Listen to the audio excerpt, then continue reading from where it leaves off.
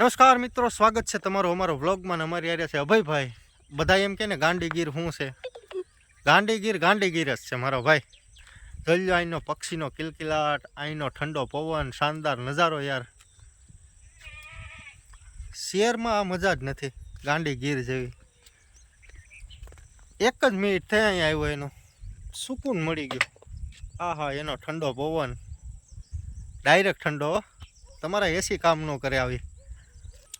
અને શહેરમાં શું છે મોટા ભાઈ, શહેર તો તમને જિંદગી વિતાવતા શીખવાડે કે જિંદગી કેમ વિતાવી. અને ગાંડીગીર તો મારી જિંદગી જીવતા શીખવાડે વાલા. મોજે મોજ હો, આઠે પોર આનંદ. આઠે પોર એટલે અઠવાડિયું આનંદે આનંદ. એ અમારી ગાંડીગીર હો. ઘણા કહેતા હોય ગીરમાં શું છે ઝાડવા, એલા ગીરમાં છે એવું ક્યાંય નથી આ દુનિયામાં મારા ભાઈ. ગીર તો ગીર છે. ધુવાડા, પ્રદૂષણ એ બધું શહેરવાળાને હોપી દીધું છે. અહીંયા સુકૂન લઈ છીએ. હા, મજા જ આવે છો વાલા.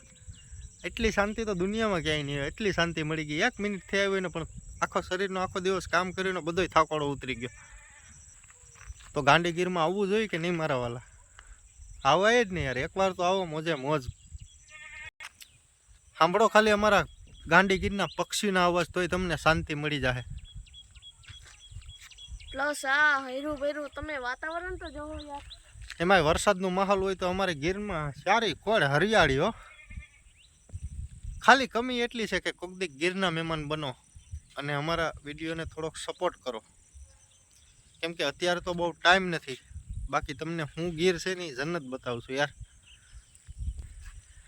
તો મિત્રો, તમને અમારા વિડીયોમાં મજા આવી હોય તો લાઈક, શેર, સબસ્ક્રાઈબ કરો. અને ગીરને પ્રેમ કરતા હોય ને એ લાઈક ખાસ કરજો અને કમેન્ટ કરજો. ધન્યવાદ.